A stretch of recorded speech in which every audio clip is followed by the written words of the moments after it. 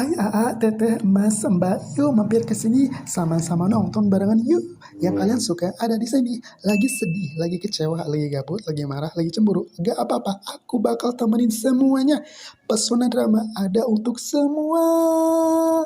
Pastikan sahabat nonton sampai akhir ya. Ini bagus sekali, penuh petualangan seru, penuh makna kebaikan.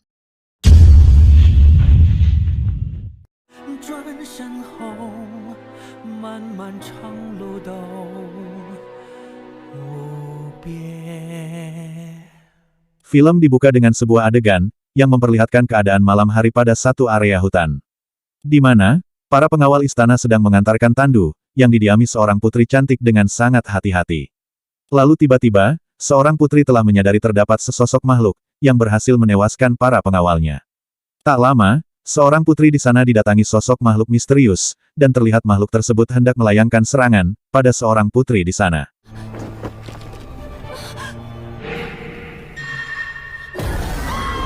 Beberapa saat kemudian, tiba-tiba semua warga, pada sebuah area istana surga dikejutkan, dengan kehadiran sebuah lintasan portal dari langit, menuju satu area di istana di sana. Setelah itu, pada portal tersebut muncul sosok pria tinggi berambut panjang. Ternyata semua warga yang hadir karena penasaran tersebut, telah mengenali pria itu, kemudian mereka membubarkan diri. Beberapa saat kemudian, sesosok pria tinggi berambut panjang itu, bertemu dengan nona penasihat alam surgawi. Diceritakan oleh nona penasihat surgawi di sana bahwa, pria tersebut telah memenangkan kontes kandidat lagi, untuk masuk surga. Namun, untuk dapat tinggal di surga, seorang pria itu harus mempunyai berjuta-juta pahala, selain itu ia harus memperbaiki properti-properti surga, yang telah mengalami kerusakan, karena kedatangan luar biasa pria tersebut.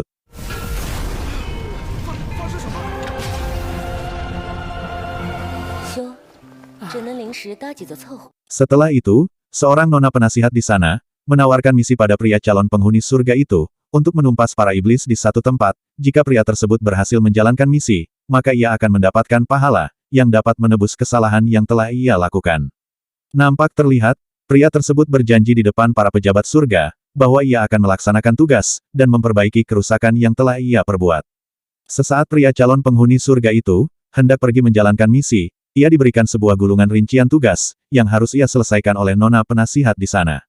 Melihat semuanya siap, lalu ia berpamitan melangkah pergi. Beberapa waktu kemudian, pria pengampu misi berambut panjang tersebut, tiba pada satu tempat, terlihat ia memasuki kedai, dan memesan satu cangkir teh pada bapak pemilik kedai di sana. Tak lama, nona penasihat mengabarkan bahwa, pria tersebut akan kedatangan dua orang pejabat junior, yang akan membantunya dalam menyelesaikan misi.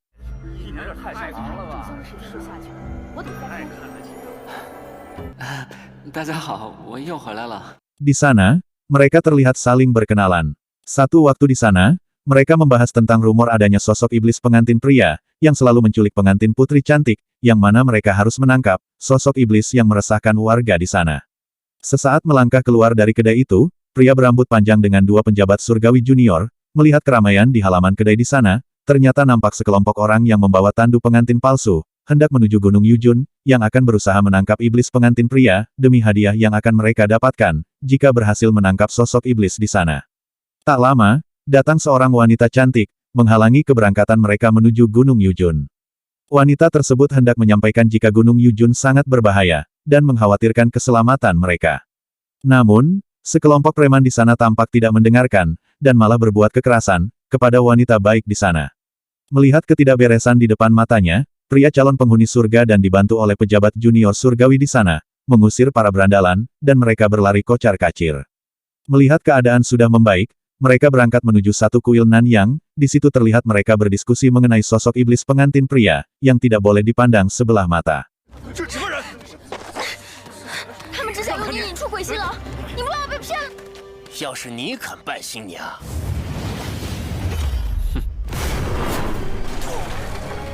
Pada keesokan hari, mereka didatangi oleh wanita cantik, yang sempat mereka tolong dari gangguan para preman. Lalu, wanita desa di sana menyaksikan, bahwa putra mahkota calon surgawi menyamar menjadi pengantin wanita, sebagai umpan dalam upaya menangkap iblis pengantin pria.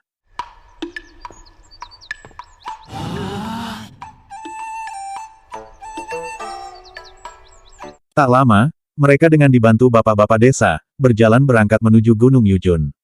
Hingga malam menjelang, mereka nampak berjalan dengan penuh siaga. Satu waktu, segerombolan serigala datang menyerang mereka, dengan mudah dapat mereka kalahkan. Mara bahaya masih berlanjut, di sana ratusan zombie berdatangan menyerang mereka, nampak begitu sulit dikalahkan. Buah dari kesepakatan, dua orang pejabat junior memimpin bapak-bapak desa, untuk meninggalkan tandu dan terlihat para zombie berjalan mengikuti mereka. 打不完的，先带人走。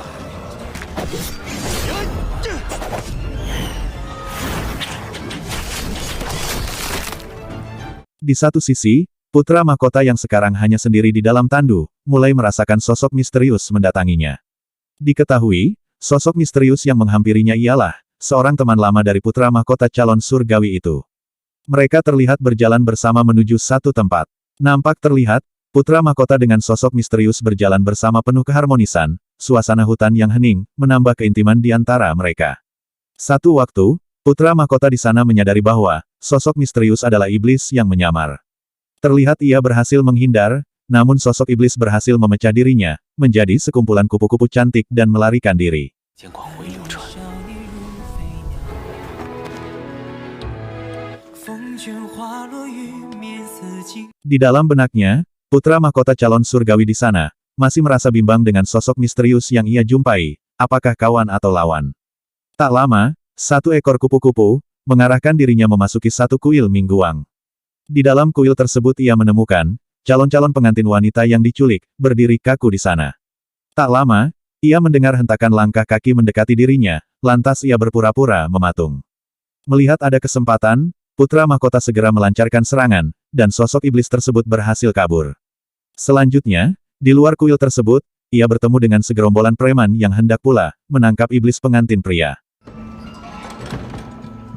16、17。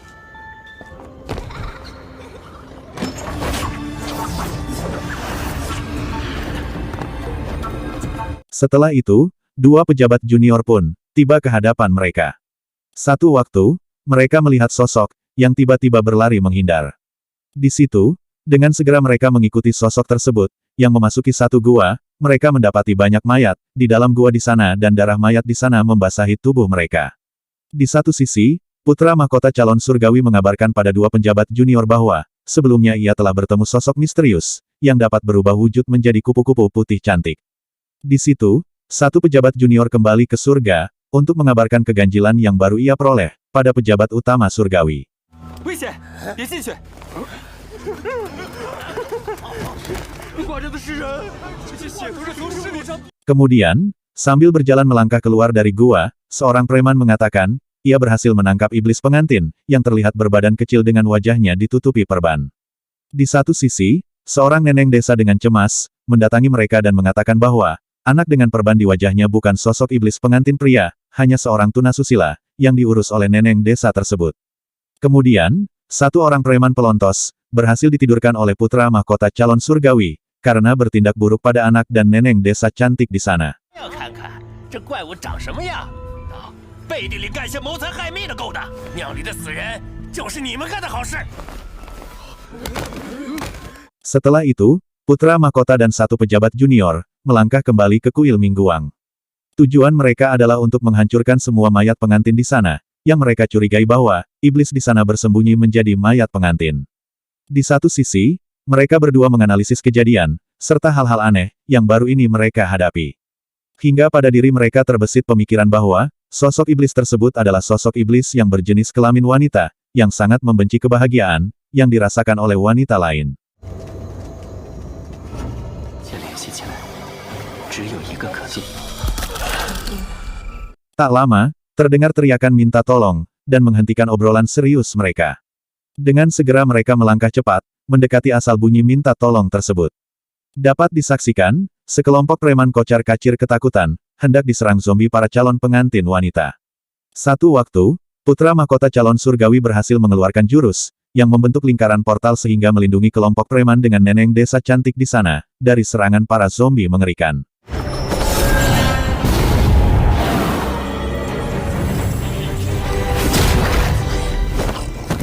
Setelah itu, tiba-tiba datang segumpalan asap hitam, bergerak cepat ke hadapan mereka dan menubrukkan diri pada satu bangunan. Nampak sesosok makhluk, muncul dari balik asap dan ternyata ia adalah iblis pengantin wanita. Diceritakan, Iblis pengantin wanita itu menaruh kebencian teramat sangat, akibat telah dikhianati kekasihnya yang adalah seorang dewa. Menjadikan iblis yang terkhianati di sana, menculik para wanita calon pengantin, demi menghentikan kebahagiaan mereka.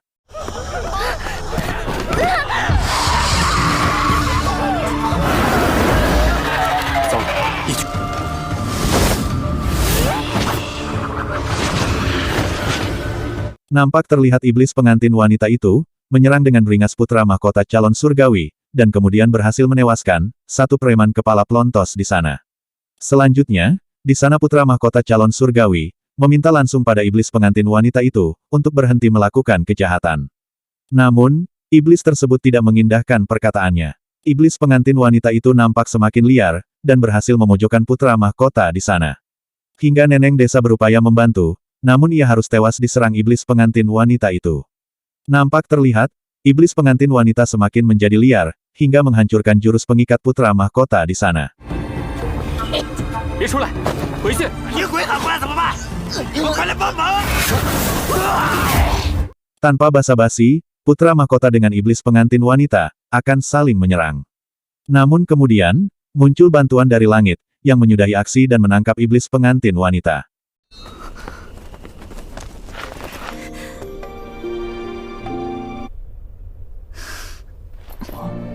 你很漂亮。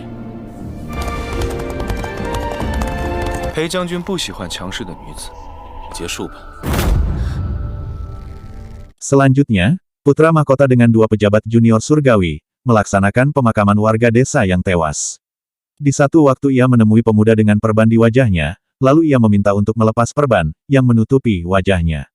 Begitu selesai dilepas, putra mahkota begitu terkejut, melihat luka bakar pada wajah pemuda itu. Teringat mungkin itu adalah bakal kesalahannya, pada masa lalu. Di sana, putra mahkota dan dua orang pejabat junior surgawi merasa bertanya-tanya, mengapa saat ini masih terdapat orang yang memiliki bekas penyakit wajah di mana wabah tersebut terjadi ratusan tahun yang lalu. Begitu hendak didekati, pemuda dengan luka di wajahnya berlari menjauh. Setelah itu, ia bertutur untuk segera mencari bantuan untuk menemukan anak itu. 就跟仙乐国一起灭亡了。 Beberapa waktu kemudian, di satu tempat rapat, putra mahkota calon surgawi dengan ditemani wanita penasihatnya, menceritakan tentang beberapa hal unik yang ia hadapi, ketika menjalankan misi penangkapan iblis pengantin wanita. Dalam pertemuan itu pula, ia mengetahui dari para pejabat surga, bahwa terdapat 4 raja iblis yang berkuasa, yang diantaranya iblis kupu-kupu perak yang ia jumpai. Setelah itu, para pejabat surga pamit. Adegan berikutnya, pada satu ruang kerja wanita penasihat, diceritakan bahwa, putra mahkota telah melunasi semua hutang pemenuhan pahala, dari penyelesaian misi di Gunung Yujun. Setelah itu, ia berpamitan dengan ekspresi senang. Pada satu waktu, putra mahkota yang saat ini telah menjadi dewa, melaksanakan tugas mandiri dengan membangun kuil, di dunia manusia. 殿下之后有什么打算？ 下人间去修个观，自己供自己。 Di satu hari yang cerah, ia terlihat berbelanja barang-barang kebutuhan, untuk memperbaiki kuil. Dalam perjalanan pulang, Silian seorang putra mahkota, yang mendapat gelar dewa seni bela diri, wabah penyakit, pengambil barang rongsok menumpang pada satu kereta kerbau di sana. Tidak diketahui asal-muasalnya, tiba-tiba di samping dirinya, muncul seorang pria muda, terlihat mereka mengobrol. Di situ putra mahkota sempat menaruh curiga, siapa sebetulnya pria yang tiba-tiba muncul, dan mengetahui cerita para dewa dan iblis tersebut. 开罐倒贴钱，收破烂赚钱。众神平等，众生平等，生不如收破烂啊！ Suasananya begitu sangat menyenangkan, terlihat mereka sudah seperti saling mengenal, membicarakan satu orang iblis hujan bunga darah, Huang Cheng. Yang terkenal lihai menaklukkan musuh-musuhnya. Nampak percakapan mereka berlanjut hingga malam hari, namun, tiba-tiba kereta kerbau berhenti mendadak. Di sana, kerbau tidak ingin berjalan dikarenakan ketakutan, melihat sekelompok iblis melangkah menuju arah mereka. Mengetahui itu, putra mahkota Silian melepas jurusnya, untuk membentuk portal pelindung mereka. Terlihat di sana, kelompok iblis tersebut melewati mereka, tanpa menyadari keberadaan mereka. Namun, tak lama jurus portal terbuka, dan sekelompok iblis berhasil menghadang kereta mereka. Saat sedang bersiap melepaskan jurus, tatapan dari seorang pria misterius di sana, membuat sekelompok iblis tersebut lari terbirit-birit. 我如何？ Seusai melewati kejadian itu, terdapat momen di mana, putra mahkota Silian berbicara dalam pikirannya bahwa, mungkinkah pria muda di hadapannya adalah seorang iblis, namun penyamarannya sangat sempurna. Tak lama, kereta tiba pada kuil miliknya. Di situ, putra mahkota mengajak pria misterius yang disebut olehnya San Lang, untuk menginap di kuilnya di sana. Pria muda itu tidak menolaknya. Tidak lama, mereka terlihat beristirahat.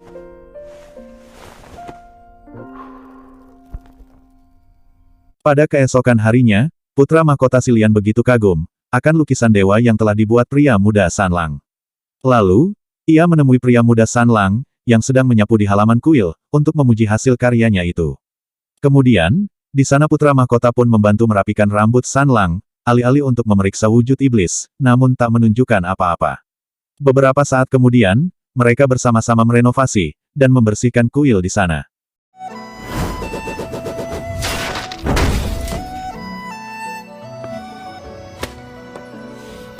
Setelah itu, sekelompok orang datang meminta keberuntungan, dan mereka menyembah dewa di sana. Tidak lama, mereka kembali kedatangan sekelompok orang, yang membawa satu orang dalam keadaan sakit. Terlihat orang tersebut terjatuh pingsan. Beberapa saat kemudian, kakek yang sempat pingsan, terlihat berangsur siuman. Di situ, kakek tersebut langsung menunjukkan ekspresi ketakutan, karena hanya dia satu-satunya yang selamat, dari kebiadaban satu makhluk, pada jalan bulan sabit di gurun pasir di sana. Tak lama, putra mahkota Silian memberikannya satu mangkuk air. Di situ, diketahui bahwa kakek yang sakit itu, ternyata jelmaan makhluk yang dikirim iblis, untuk menyerang pemilik kuil. Terlihat, tidak terlalu sulit untuk menumbangkannya. 哇，喝了也没用，不是吗？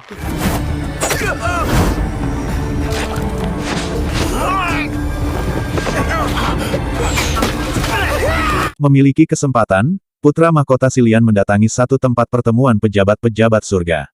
Di sana, ia menuturkan tentang satu makhluk, yang melenyapkan banyak nyawa, pada jalan bulan sabit. Namun di sana, para pejabat mengacuhkan pertanyaan yang ia ajukan. Terlihat wanita penasihatnya Ling Wen, bertutur bahwa jangan melibatkan diri, untuk mengurusi persoalan tersebut. Selanjutnya, putra mahkota Silian dengan pria muda San Lang dan dua pejabat junior surgawi telah sepakat, akan berangkat bersama menuju jalan bulat sabit, untuk menemukan satu Tao jahat di sana. Terlihat satu formasi jalan pintas berhasil dibuat. Lalu kemudian, hanya satu langkah keluar dari pintu, mereka sudah sampai pada gurun pasir di sana. 哥哥，这两个是什么人？那就帮个忙。我只有这一把扫帚。 Penonton dapat menyaksikan, mereka berempat menempuh perjalanan panjang, untuk menuju kerajaan bulat sabit. Di satu titik, mereka melihat satu bangunan terbengkalai, tanpa berpikir panjang, dengan segera mereka memasuki bangunan itu, dan memutuskan untuk beristirahat di sana. 哥哥，我们都走了一夜了。来，这个给你。 Tak lama, terjadi badai pasir di sana. Pada satu titik, putra mahkota Silian melangkah mendekati jendela. Melalui jendela bangunan tua itu, ia melihat dua orang di luar sana, sedang berlari. Begitu mereka pergi keluar hendak memeriksa, jejak dua orang tersebut menghilang. 不是，外面好像有人。扶摇，南风，三郎，三郎，小心！ Satu waktu, satu posisi keberadaan mereka didatangi angin puting beliung, yang menghisap putra mahkota di sana. Dengan segera, ia melepaskan pita perban untuk mengikat benda, yang dapat menahannya dari amukan puting beliung. Nampak terlihat, satu ujung pita berhasil dipegang San Lang, namun tak lama terlepas dari genggaman tangannya. Satu waktu, pita saktinya berhasil mengikat mereka, menjadi satu bersama. Dan kali ini berhasil menjangkau satu bebatuan besar di sana. Dan senang sekali, mereka dapat terbebas dari amukan puting beliung. Dan segera berlari memasuki gua, untuk menyelamatkan diri dari badai pasir, yang sangat membahayakan keselamatan. 殿下，退下殿下！陆爷，抓个坚实可靠的东西。再去，不要再抓人了。 Terlihat di sana, setelah beberapa saat, mereka saling menyampaikan pengalaman mematikan. Pada satu area di gua tersebut, mereka bertemu dengan sekelompok pedagang, yang sama-sama menggunakan gua tersebut, sebagai tempat perlindungan dari badai pasir di sana. Setelah mengetahui asal-usul masing-masing, mereka terlihat duduk bersama. Beberapa saat kemudian, suasana damai berubah menegangkan, ketika puluhan ular ekor kalajengking menyerang mereka. Nampak, dua pejabat junior berhasil melenyapkan banyak ular di sana.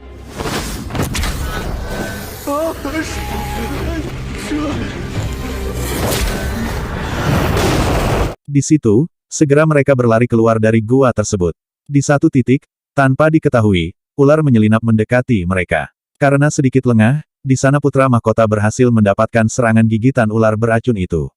Dengan segera, Sanlang sang pria misterius, menyedot abis bisa racun, keluar dari tangan putra mahkota di sana.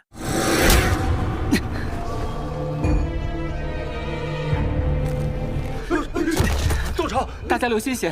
Selanjutnya, putra mahkota Silian serta kawannya dengan dipandu oleh pemuda desa, berangkat mencari akar bulan sabit, yang ada di kerajaan bulan sabit. Dipercaya akar bulan sabit dapat menyembuhkan orang yang terkena racun ular ekor kalajengking.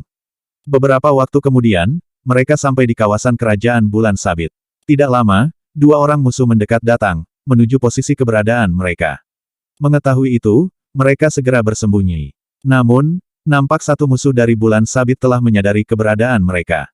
Terlihat, wanita berjubah hitam dari bulan sabit itu, telah bersiap mendatangi tempat putra mahkota dan Sanlang bersembunyi.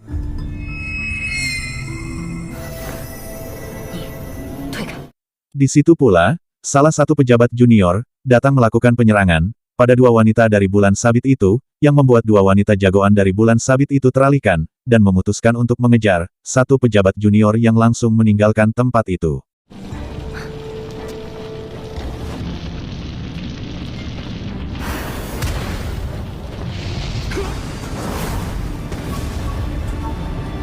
Setelah keadaan aman, mereka melanjutkan pencarian akar bulan sabit, ke bagian tempat yang lebih tinggi di sana. Tak lama, mereka berhasil sampai pada lokasi istana, tempat tumbuhnya akar bulan sabit. Tidak menduga, sekelompok pedagang desa juga berada di sana, dan terlihat tanaman akar bulan sabit berhasil Sanlang temukan.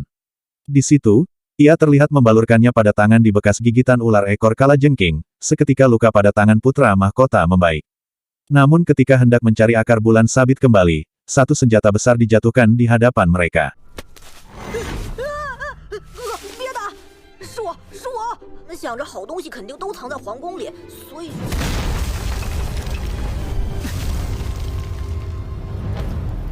Senjata tersebut dimiliki oleh Jenderal Pasukan Ban Yu.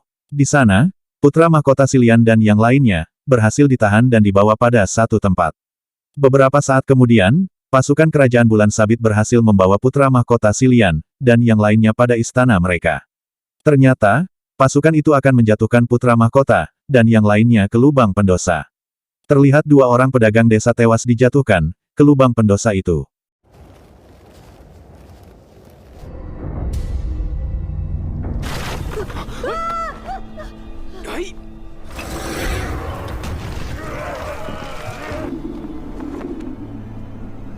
Tanpa diketahui orang-orang, Sanlang telah berdiri pada satu pijakan, dan tanpa perintah ia melompat ke lubang pendosa di sana.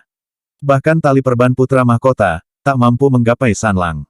Layar mempertontonkan, satu wanita berjubah hitam yang terikat pada satu tiang di sana, dapat melepaskan diri dan menyerang secara membabi buta, semua pasukan kerajaan bulan sabit hingga berguguran, tak sempat melawan dan tak terselamatkan.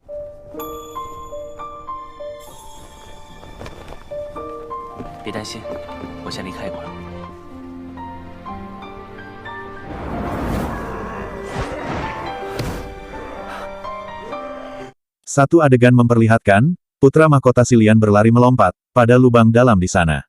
Namun, tangan besar jenderal dari pasukan kerajaan bulan sabit, berhasil menggenggam tangan putra mahkota. Dengan tali pita putih, badan jenderal pasukan bulan sabit berhasil diikat, dan mereka jatuh bersama.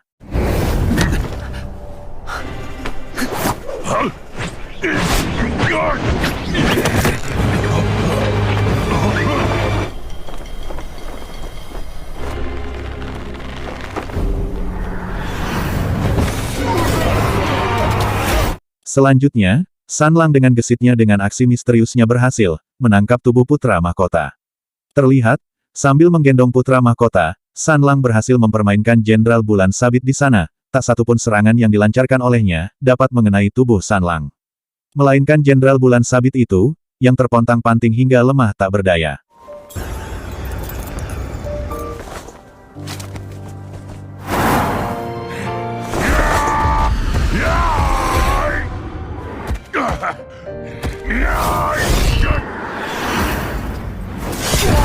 Kemudian, San Lang pada satu tempat menurunkan dengan lemah lembut tubuh putra mahkota di sana.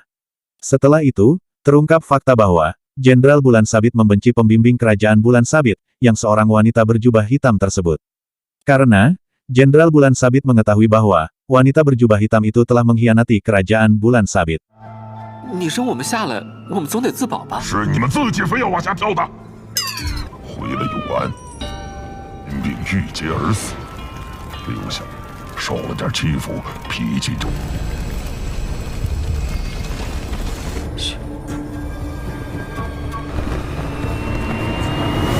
Selanjutnya, obrolan mereka harus terhenti. Di sana mereka dikejutkan dengan kedatangan wanita berjubah hitam, melayang menghampiri mereka.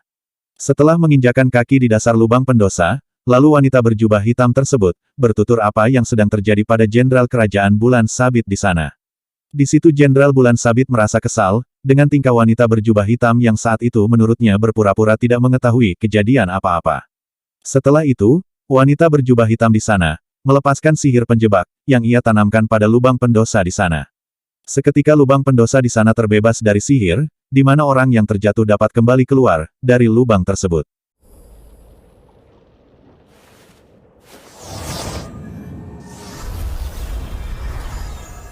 Selanjutnya, satu penjabat junior turun mendatangi putra mahkota yang ada di dasar lubang pendosa di sana.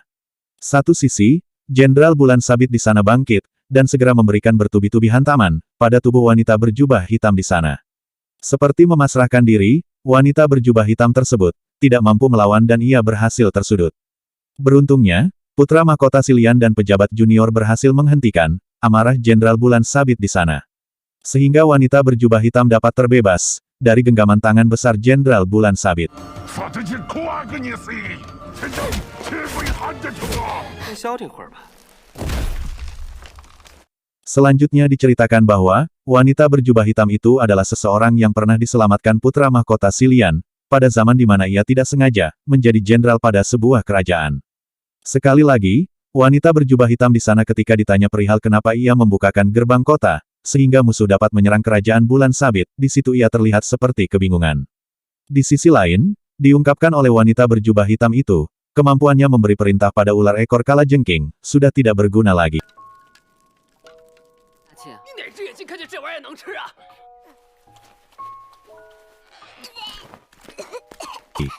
Satu momen, saat wanita menjalankan permintaan untuk memanggil ular ekor kalajengking, tak lama satu ekor ular muncul di hadapan mereka. Dan langsung menyerang putra mahkota di sana. Wanita berjubah hitam tersebut menyampaikan bahwa, ular tersebut bergerak bukan atas perintahnya. 把蛇照出来看看吧。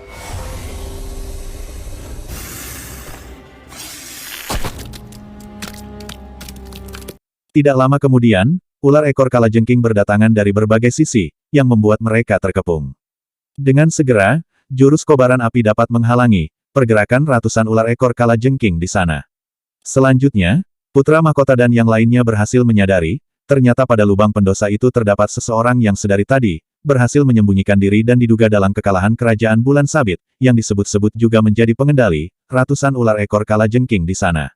Terlihat di sana, San Lang berhasil melumpuhkan seorang musuh, yang berhasil diungkap identitasnya di sana. Diceritakan, terdapat dua kerajaan yang saling bertikai memperebutkan wilayah, yaitu kerajaan Ban Yu dan Youan. Seorang dewa Sufei merupakan keturunan Youan, sehingga ia melakukan cara licik untuk mengalahkan kerajaan Ban Yu. Tidak lama kemudian, perwakilan surga yaitu seorang dewi datang mengangkat mereka dari lubang pendosa dengan jurus badai pasir di sana. Setelah itu, Dewa Sufei dan Jenderal Bulan Sabit dibawa ke langit untuk diadili. 哪位高人在此？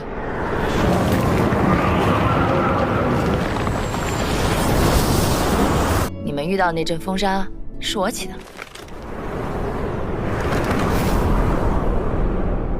Pada keesokan harinya, terlihat putra mahkota mengobati seorang bapak yang digigit ular. Terlihat mereka kembali bersemangat dan melangkah pergi. Di sana, putra mahkota dan San Lang senang menyaksikan bahwa keadaan wilayah tempat mereka menyebar kebaikan kembali menjadi damai. 辛苦了，南风啊，你也留下吧。立刻马上回去，我先走了。飘渺云 Mau lagi kan? Nantikan alur-alur cerita yang lainnya. Yuk, klik like and subscribe-nya.